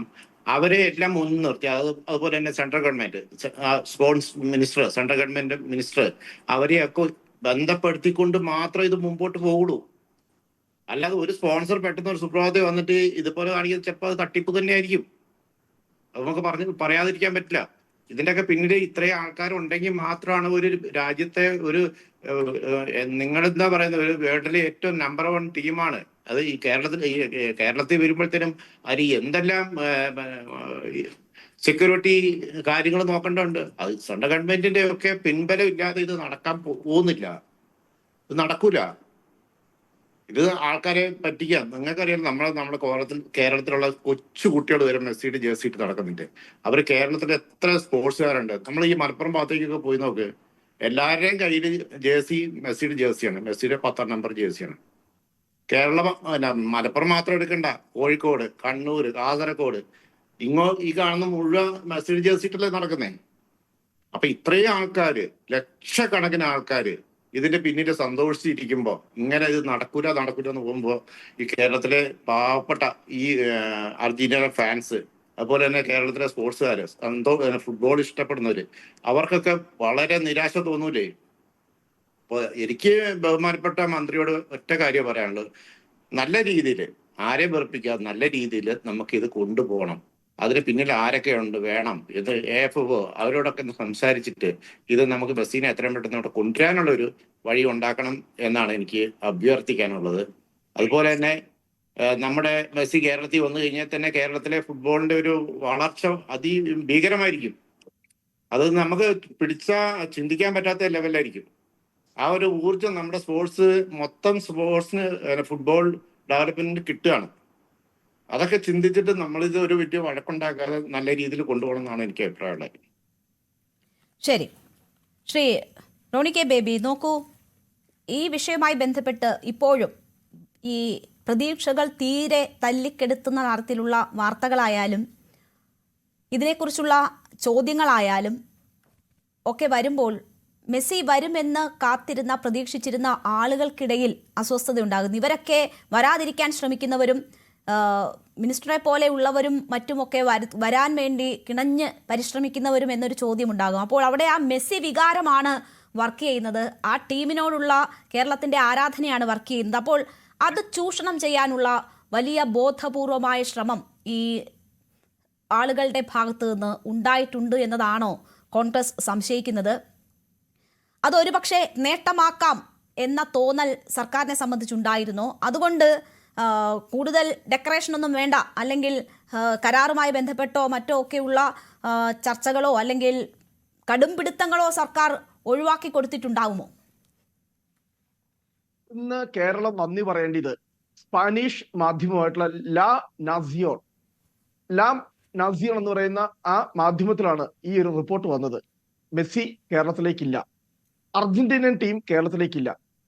ആ റിപ്പോർട്ടില് അർജന്റീനിയൻ ഫുട്ബോൾ അസോസിയേഷനെ കോട്ട് ചെയ്തുകൊണ്ട് പറഞ്ഞിരിക്കുന്നത് അതിനുള്ള അടിസ്ഥാന സൗകര്യങ്ങൾ കൊച്ചിയില് കലൂര് ഇല്ലാത്തത് കൊണ്ടാണ് അർജന്റീനിയൻ ടീം വരാത്തത് എന്നാണ്. ആ റിപ്പോർട്ട് വലിയ ചർച്ചയായി, കേരളത്തിലെ മാധ്യമങ്ങൾ അത് വലിയ വാർത്തയാക്കി കൊണ്ടുവന്നു. ഇപ്പോഴാണ് സ്പോൺസർ സമൂഹ മാധ്യമത്തിലൂടെ മെസ്സി വരില്ല എന്ന ഒരു വാദവുമായി അദ്ദേഹം മുന്നോട്ട് വന്നത്. ഞാൻ പറഞ്ഞു വരുന്നത്, ഇങ്ങനെ ഒരു റിപ്പോർട്ട് ആ മാധ്യമത്തിൽ വന്നില്ലായിരുന്നെങ്കിൽ, ഇത് കേരളത്തിൽ ചർച്ച ചെയ്തില്ലായിരുന്നെങ്കിൽ, കേരളത്തിലെ മാധ്യമങ്ങൾ ഇത് പുറത്തു കൊണ്ടുവന്നില്ലായിരുന്നെങ്കിൽ, ഒരുപക്ഷെ ഇവിടെ നേരത്തെ ചൂണ്ടിക്കാണിച്ചതുപോലെ ഘാനയിലും മറ്റു രാജ്യങ്ങളൊക്കെ നടന്നതുപോലെ ടിക്കറ്റ് വിൽപ്പന തന്നെ നടത്തി കോടിക്കണക്കിന് രൂപ ഇവർ പോക്കറ്റിലാക്കി ഇവരൊക്കെ ഇവിടെ നിന്ന് മുങ്ങുന്ന ഒരു സാഹചര്യം ഉണ്ടാകുമായിരുന്നു. അതിന് നമ്മൾ നന്ദി പറയേണ്ടത് ഇവിടുത്തെ മാധ്യമങ്ങളോടാണ്. കേരളത്തിലെ ജനങ്ങളെ അവരെ സാമ്പത്തികമായി ചൂഷണം ചെയ്യാനുള്ള ഒരു അവസരം ഉണ്ടായില്ല. നമ്മൾ ഇതിന്റെ ചില കാര്യങ്ങൾ ഇവിടെ മാധ്യമങ്ങൾ തന്നെ റിപ്പോർട്ട് ചെയ്തതാണ്. ഇവിടെ ഈ സ്പോൺസർ പറയുന്നു 2000 തൊഴിലാളികൾ അവിടെ പണിയെടുക്കുന്നുണ്ട്. ഈ ചർച്ചയിൽ പങ്കെടുക്കുന്ന ബഹുമാനപ്പെട്ട സ്പോർട്സ് മാധ്യമ സുഹൃത്ത് ഉൾപ്പെടെ അദ്ദേഹത്തിന് അറിയാം, അവിടെ 100-ൽ താഴെ തൊഴിലാളികൾ മാത്രമേ ഇപ്പോൾ പണിയെടുക്കുന്നുള്ളൂ. ഇവർ പറയുന്ന 2000-ൽ കൂടുതൽ തൊഴിലാളികൾ അവിടെ രാപ്പകൽ വലിയ പണി എടുത്തുകൊണ്ടിരിക്കുക. സ്റ്റേഡിയത്തിലേക്ക് കടന്നൊന്നും ഒരു പണി നടന്നിട്ടില്ല. ഇപ്പോൾ അവിടെ ആ പണം നടന്നിരിക്കുന്നത് ആ സ്റ്റേഡിയത്തിന് ചുറ്റും നിൽക്കുന്ന കുറെ മരങ്ങൾ മുറിച്ചു മാറ്റിയിട്ടുണ്ട്. കാരണം ഇവരുടെ സ്ഥിരം കലാപരിപാടി 2 ദിവസം മുമ്പ് മാധ്യമപ്രവർത്തകരെ കയറ്റുകയായിരുന്നു, സെക്യൂരിറ്റി തന്നെ തടയുകയായിരുന്നു. നമ്മൾ ഇവിടുത്തെ പണികൾ എത്രത്തോളം ആയെന്നൊരു പബ്ലിക്കിനെ അറിയിക്കേണ്ട ഉത്തരവാദിത്വം മാധ്യമങ്ങൾക്കുണ്ടല്ലോ. അപ്പൊ അവിടെ ചെന്ന മാധ്യമപ്രവർത്തകരെ അവിടെ സെക്യൂരിറ്റി തടയുകയും പുറത്തേക്ക് അയക്കുകയാണ് ഉണ്ടായത്. പക്ഷേ മിനിസ്റ്റർ പറയുന്നത് 50 കോടിയുടെ പണി ഇപ്പോൾ തന്നെ നടന്നിട്ടുണ്ട് എന്നതാണ്. മിനിസ്റ്റർ പറയുന്ന 50 കോടിയുടെ പണി നടന്നിട്ടുണ്ട് എന്നാണ്, സ്പോൺസർ പറയുന്നത് 70 കോടിയുടെ പണി നടന്നിട്ടുള്ളത്. അപ്പൊ അതിനകത്ത് ഏതാണ് സത്യം എന്നുള്ളത്. പക്ഷെ ഇവിടെ ഒരു വളരെ പ്രധാനപ്പെട്ട ഒരു കാര്യമുണ്ട്. ഇവിടെ ഒരു 139 കോടിയുടെ ഒരു കണക്കൂടിയുണ്ട്. ആ 139 കോടി അവിടെ ഓൾറെഡി കൊടുത്തിട്ടുണ്ട് എന്നാണ് ഈ സ്പോൺസർ പറയുന്നത്. അർജന്റീനൻ ഫുട്ബോൾ ടീം ഇങ്ങോട്ട് വരാനുള്ള അവരുടെ സെക്യൂരിറ്റിയായി അല്ലെ അതിനുള്ള ചെലവുകളായി 139 കോടി രൂപ. അതിന്റെ ഒരു പ്രൂഫ് നമ്മൾ ആരും കണ്ടിട്ടില്ല. ഒന്നെങ്കിൽ ആ 139 കോടിയുടെ കണക്ക് പറഞ്ഞുകൊണ്ട് ഇവിടെ കള്ളപ്പണം വെളുപ്പിക്കാനുള്ള എന്തെങ്കിലും സംവിധാനങ്ങളൊക്കെ ഇതിന് പിന്നിൽ നടക്കുന്നുണ്ടോ? ഇതിനകത്ത് വലിയ ദുരൂഹതയുണ്ട്. കാരണം നമുക്കറിയാം, ആ മാംഗോ ഫോണുമായി ബന്ധപ്പെട്ട ED ആണ് അവിടെ വന്ന് അറസ്റ്റ് ചെയ്തുകൊണ്ട് പോയത്. ഇവരെ രണ്ടുപേരും അറസ്റ്റ് ചെയ്തിട്ടുണ്ട്. അല്ലെ ചുമ്മാ തെളിവൊന്നുമില്ലാതെ ഈ പറയുന്ന ആളുകൾ. മറ്റൊരു കാര്യം കൂടെ, വളരെ ഗുരുതരമായ ഒരു കാര്യം കൂടെ ഞാൻ ചൂണ്ടിക്കാണിക്കുന്നുണ്ട്. ഇവർക്കെതിരെ മീനങ്ങാടി പോലീസ് സ്റ്റേഷനിൽ 11 കേസുകൾ രജിസ്റ്റർ ചെയ്തിട്ടുണ്ട്. അവരുടെ റൗഡി ലിസ്റ്റിലുള്ള ആളുകളാണ് ഈ സ്പോൺസേഴ്സ് എന്ന് പറയുന്നത്. അപ്പോൾ ഇത് എന്ന് പറയുന്നത് വളരെ ഗുരുതരമായി. കാരണം ഇതിനകത്ത് സർക്കാർ ഒരുപാട് ചോദ്യങ്ങൾക്ക് മറുപടി പറയേണ്ടതുണ്ട്. ഇവിടെ ബഹുമാനപ്പെട്ട ശ്രീനിജൻ MLA അദ്ദേഹം വളരെ സത്യസന്ധമായി അദ്ദേഹം മറുപടി പറഞ്ഞു. അദ്ദേഹം വെറും ഒരു MLA അല്ല, അദ്ദേഹം സർക്കാരിന്റെ ഭാഗമായി ഭരണകക്ഷിയുടെ ഭാഗമായി നിൽക്കുന്നതാണ്. അദ്ദേഹം കൈമലർത്തിയാണ്, ഞങ്ങൾക്കൊന്നും അറിയില്ല. അദ്ദേഹം ഒരേ സമയം തന്നെ അദ്ദേഹം എറണാകുളം ഫുട്ബോൾ അസോസിയേഷന്റെ ഭാഗമാണ്, അതുപോലെ തന്നെ GCDയുടെ ഭാഗമാണ്. അദ്ദേഹം ഇതിനെക്കുറിച്ചുള്ള ഒരു പ്രാഥമിക വിവരം പോലും അവർക്കാർക്കും ഇല്ല. അപ്പൊ ഇത് എന്ത് തരത്തിലുള്ള ഡീലുകളാണ് ഇതിനകത്തൊക്കെ നടക്കുന്നത്? കാരണം ഇതിനകത്ത് ഈ മത്സരങ്ങൾ കാണുകയും എങ്ങനെ ഇതിന്റെ സംഘാടനം എന്നതൊക്കെ അറിയുകയും ചെയ്യുന്ന വലിയൊരു സ്പോർട്സ് പ്രേമി കൂടിയാണ് അദ്ദേഹവും പറയുന്നു ഇങ്ങനെയൊന്നും അല്ല ഇതൊന്നും നടന്നിട്ടുള്ളത്, നടക്കേണ്ടത് എന്ന്. എറണാകുളം ജില്ലാ ഫുട്ബോൾ അസോസിയേഷൻ പ്രസിഡന്റ് അറിയാതെയാണോ ഇതുമായി ബന്ധപ്പെട്ട ഡീലുകൾ നടക്കുന്നത്? ഇത് വളരെ ഇതിന്റെ സാധാരണക്കാരെ നമ്മളോടൊക്കെ ചോദിച്ചു കഴിഞ്ഞാൽ, കാരണം ഇതിന്റെ ഔദ്യോഗികമായ കാര്യങ്ങളൊന്നും നമുക്കറിയില്ല. പക്ഷേ ഞാൻ പറഞ്ഞല്ലോ, PV ശ്രീനിജൻ അദ്ദേഹം ഫുട്ബോൾ അസോസിയേഷന്റെ പ്രസിഡന്റ് മാത്രമല്ല, GCDയുടെ എക്സിക്യൂട്ടീവ് കമ്മിറ്റി അംഗം മാത്രമല്ല, അദ്ദേഹം ഒരു MLA ആണ്. അദ്ദേഹം ഈ സർക്കാരിന്റെ ഭാഗമാണ്. അപ്പോൾ ഇതുമായി ബന്ധപ്പെട്ട് നടന്നിരിക്കുന്ന മുഴുവൻ കമ്മ്യൂണിക്കേഷൻസും, ഇതുമായി ബന്ധപ്പെട്ട് ഒപ്പുവെച്ചിരിക്കുന്ന മുഴുവൻ ഉടമ്പടികളും, മുഴുവൻ എഗ്രിമെന്റുകളും, മുഴുവൻ ഡോക്യുമെന്റ്സും, ഇതിനെക്കുറിച്ചൊക്കെ കൃത്യമായ ഇൻഫോർമേഷൻ ഉള്ള ആളല്ലേ? എന്തിനാണ് നമ്മളിവിടെ ഇത് ഇനി വരാൻ പോകുന്ന വലിയൊരു അപമാനമുണ്ട്. കേരളം ലജ്ജിച്ച് നമ്മളെല്ലാം തലതാഴ്ത്താൻ പോകുന്ന ഒരു അവസരമുണ്ട്. അടുത്ത മാസം ഞാൻ പറഞ്ഞതുപോലെ ഡിസംബർ മാസം വരികയാണ് മെസ്സി, ഇന്ത്യയിൽ വരികയാണ്. അദ്ദേഹത്തിന്റെ ടൂർ പരിപാടിയുമായി ബന്ധപ്പെട്ട് GOT എന്ന് പറയുന്നത് ആ വലിയ ഗോഡ് ടൂർ പരിപാടിയുമായി ഡിസംബർ 13, 14, 15 കൊൽക്കത്ത, മുംബൈ, അഹമ്മദാബാദ് ആൻഡ് ഡൽഹി ഇത്രയും നഗരങ്ങളിൽ അദ്ദേഹം വരികയാണ്. ഇപ്പോഴാണ് ഇവിടെ കേരളം ഇതിന്റെ ഗ്രാവിറ്റി ഇപ്പോൾ നമ്മളെ വീണ്ടും പറ്റിക്കുക മാർച്ചിൽ വരുമെന്നുള്ളത്. കാരണം ഇവർ നമ്മൾ എന്ത് പ്രാഥമികമായിട്ടുള്ള ഒന്നെങ്കിൽ ഇതിനകത്ത് വേണമെങ്കിൽ മെസ്സിയെ അങ്ങനെ കൊണ്ടുവരാം, റോഡ് ഷോ നടത്തി കൊണ്ടുപോകാം. പക്ഷെ അത് വേണ്ടല്ലോ, അതല്ലല്ലോ ആഗ്രഹിക്കുന്നത് എന്നതാണ് ആവർത്തിച്ച് പറയുന്നത്. സ്പോൺസറും അങ്ങനെ പറയുന്നുണ്ട്, മന്ത്രിയും അത് തന്നെയാണ് പറയുന്നത്. ഇതുപോലെ കൊണ്ടുവരാനാണ് ഞങ്ങൾക്കും പറ്റും, പക്ഷെ ഞങ്ങൾ ഇവിടെ മത്സരം നടത്താനാണ് താല്പര്യപ്പെടുന്നത്, അങ്ങനെ തന്നെ നടക്കണം എന്നുള്ളത് കൊണ്ടാണ് ഈ പരിശ്രമം ഇതുപോലെ തുടരുന്നത് എന്നതാണ്. മാച്ച് ഫീ കൊടുത്തത് പോലും തിരിച്ചു മേടിക്കുന്നില്ലല്ലോ. അത് ആ ഒരു അർപ്പണ ബോധത്തോടു കൂടി ഇവിടെ ഒരു മത്സരം നടത്താൻ ശ്രമിക്കുന്നതിൻ്റെതാണ് എന്ന് മന്ത്രി പറയുന്നു. എന്റെ അഭിപ്രായത്തില് എനിക്ക് പറയാനുള്ളത് മാർച്ചിൽ വരാൻ സാധ്യത വളരെ കുറവാണ്. കാരണം വെച്ചാൽ US ജൂണില് വേൾഡ് കപ്പ് സ്റ്റാർട്ട് ചെയ്യാണ്. അപ്പൊ ഈ അത്രയും അടുത്ത് നിൽക്കുന്ന ഒരു അവസരത്തിൽ മെസ്സി ഇനി മാർച്ചിലൂടെ കേരളത്തിൽ വരുമെന്ന് പറഞ്ഞ് പ്രതീക്ഷിക്കേണ്ട കാര്യമില്ല എന്നാണ് എനിക്ക് അഭിപ്രായപ്പെടാനുള്ളത്. കാരണം വെച്ചാൽ 3 മാസം കൊണ്ട് നെക്സ്റ്റ് വേൾഡ് കപ്പ് സ്റ്റാർട്ട് ചെയ്യാണ്. ജൂൺ ജൂലൈയിലൊക്കെ സ്റ്റാർട്ട് ചെയ്യും. അങ്ങനെ വരുമ്പോഴത്തേനും അത്രയും ക്ലോസ് ആയിട്ടുള്ള ഒരു സമയത്തും ഇത്രയും ദൂരമുള്ള കൺട്രികളിൽ പോയി മാച്ച് കളിക്കുമെന്നുള്ള കാര്യം വളരെ ചിന്തിക്കേണ്ട കാര്യമാണ്. കാരണം വെച്ചാൽ അവർക്ക് അവിടെ അവരുടെ USA പോയിട്ട് അവരുടെ ആ ക്ലൈമറ്റുമായിട്ട് അഡ്ജസ്റ്റ് ചെയ്യണം. അവരുടെ ഫുഡ് എല്ലാം ആ ക്ലൈമറ്റുമായിട്ട് സെറ്റ് ആവണം. അതിനുള്ള ടൈം അവിടെ അത് ഉപയോഗിക്കുള്ളൂ. കേരളത്തിൽ ഇവരൊന്നും പ്രതീക്ഷിക്കേണ്ടെന്നാ എന്റെ ഒരു അല്ല. ഇങ്ങനെ പറയാനും ചർച്ചകൾ നടത്താനും ആണെങ്കിൽ വെറുതെ മാർച്ച് എന്ന് പറയാം. അത് ശരിയാണ്. മാത്രമല്ല മാർച്ചിൽ മറ്റൊരു പ്രശ്നമുള്ളത്, അർജന്റീനയും യൂറോ ചാമ്പ്യന്മാരായ സ്പെയിനും തമ്മിൽ ഫൈനലിസിമ എന്ന് പറയുന്ന ഒരു മത്സരം കൂടി ഷെഡ്യൂൾ ചെയ്തിട്ടുണ്ട്. FIFA കലണ്ടറിലുള്ളതാണ്. അപ്പൊ സ്വാഭാവികമായിട്ട് ആ മത്സരം ഏതായാലും കളിക്കേണ്ടി വരും അർജന്റീനയ്ക്ക്. പിന്നെ അതും കഴിഞ്ഞ് നമ്മുടെ ഇവിടെ കേരളത്തിലേക്ക് വന്നു. നമുക്കറിയാവുന്ന ഒരു കാര്യമുണ്ട്. ഇപ്പൊ ഫിഫയെ സംബന്ധിച്ച് അടുത്ത വേൾഡ് കപ്പ് മെസ്സി കളിക്കുക, അല്ല അർജന്റീന ഫുട്ബോൾ അസോസിയേഷനെ സംബന്ധിച്ച് അടുത്ത വേൾഡ് കപ്പ് മെസ്സി കളിക്കുക എന്നുള്ളത് അവരുടെ വലിയൊരു ആവശ്യമാണ്. ഇറങ്ങുക എന്ന് പറയുന്നത്, ബ്രാൻഡ് കളിക്കാൻ ഇറങ്ങുക എന്ന് പറയുന്നത് അവർക്ക് ആ വേൾഡ് കപ്പിനെ മുഴുവൻ ആ രീതിയിൽ ഒരു ഹൈപ്പിലേക്ക് കൊണ്ടുവരാൻ സാധിക്കും.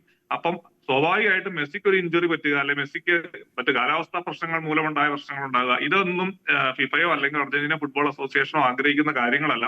അതുകൊണ്ട് തന്നെ മാർച്ചിലെ നമ്മുടെ വിൻഡോ ഓപ്പൺ ആകുമ്പോൾ ഇത് മെസ്സി വരുമെന്ന് ഇപ്പൊ അദ്ദേഹം പറഞ്ഞതുപോലെ തന്നെ നമുക്ക് ഒരിക്കലും ചിന്തിക്കാൻ പറ്റിയല്ല. പിന്നെ വേറൊരു കാര്യം കൂടെ, നമ്മുടെ തന്നെ ഒരു ചർച്ചയിൽ നമ്മുടെ സ്പോൺസർ പറഞ്ഞിട്ടുണ്ട്, നവംബറിൽ വരുന്നതിനെ കുറിച്ച് നമുക്കിപ്പോ ആലോചിക്കാൻ പറ്റുകയില്ല. നമ്മൾ അടുത്ത വർഷം 2026 വരുന്നതിനെ കുറിച്ച് ഞങ്ങൾ ഇപ്പൊ ആലോചിക്കുന്നില്ലെന്ന് മിനിസ്റ്ററും പറഞ്ഞു, സ്പോൺസറും പറഞ്ഞു.